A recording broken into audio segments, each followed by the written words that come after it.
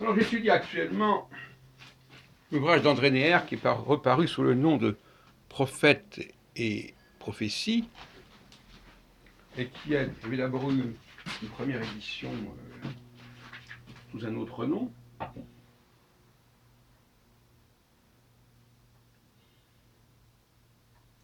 Et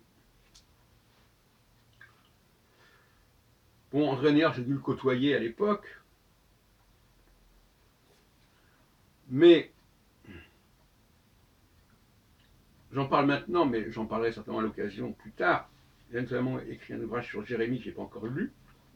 Mais il en parle, enfin bon, on en parle plus ou moins ailleurs, mais je suis assez déçu par sa démarche,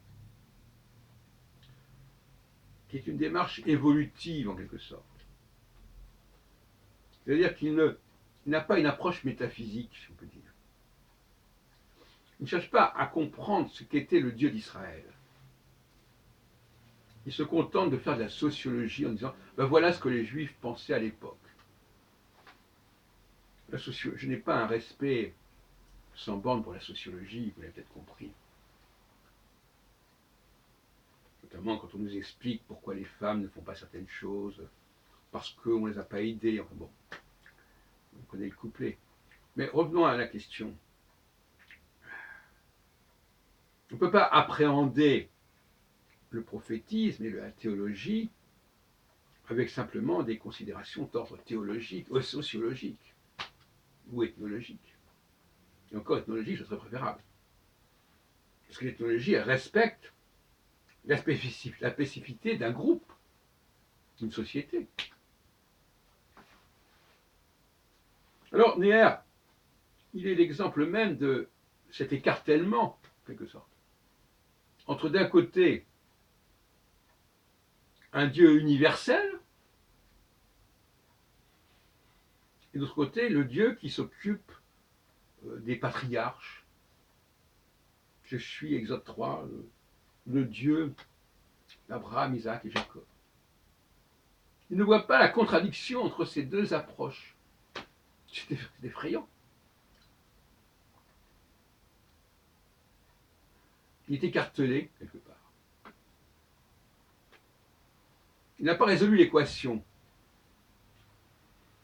Comment ce Dieu qui choisit, ou qui est choisi par le peuple hébreu, pourrait-il être aussi le Dieu originel, le Dieu universel? Ça n'a pas de sens. Et en plus,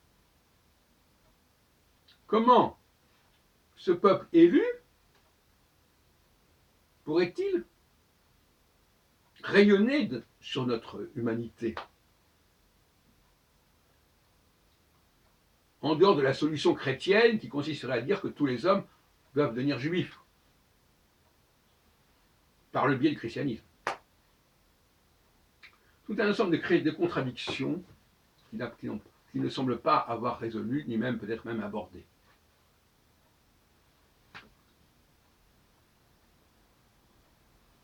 Et en fin de compte, on est extrêmement déçu par le propos de Neher. Je répète encore une fois, je ne connais pas par cœur, je n'ai pas repris le problème à la base, mais je dis ça par intuition, d'une certaine manière, et par déduction. Mais visiblement, on voit les conclusions auxquelles il parvient et qui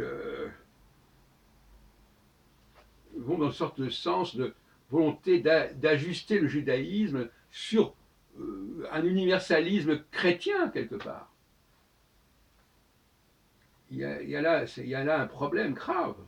Même si, comme dirait Boyarin, le christianisme lui-même a pu fort bien s'aligner sur un judaïsme qui déjà allait dans cette direction d'universalité. Mais qui ne voit qu'il y a là une surenchère qui ne tient pas debout.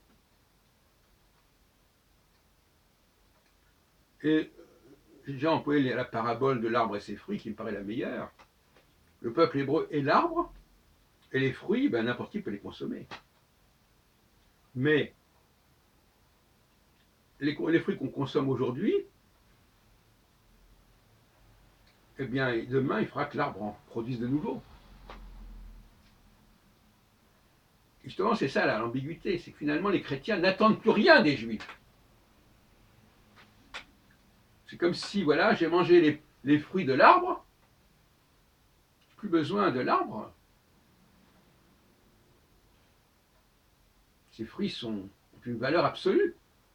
C'est amusant d'ailleurs. En absolutisant ces fruits, en disant que c'est des fruits qui sont ultimes, j'ai plus besoin de l'arbre. Alors que si je dis que ces fruits ne valent que sur le moment, j'ai besoin que l'arbre me produise de nouveaux fruits. Tout flatteur vit aux dépens de celui qui l'écoute. C'est-à-dire que maintenant, méfions-nous de ces gens qui disent que le judaïsme a apporté des choses exceptionnelles, parce qu'on emploie le passé, il a apporté. Mais qu'est-ce qu'on peut attendre de lui, désormais? Rien du tout, apparemment. D'être le peuple témoin. C'est bien peu de choses, tout ça. Dans le dialogue judéo-chrétien, il importe que les chrétiens reconnaissent que la parole juive reste vivante et qu'elle doit encore être entendue, pas seulement sur le plan de la moralité, de la morale. Les sciences de l'homme ne se limitent pas à la morale,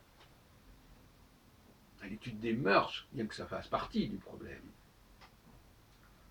Les sciences de l'homme, c'est comprendre l'ensemble de la subconscience, de tout ce qui sous-tend les activités humaines, les activités sociales.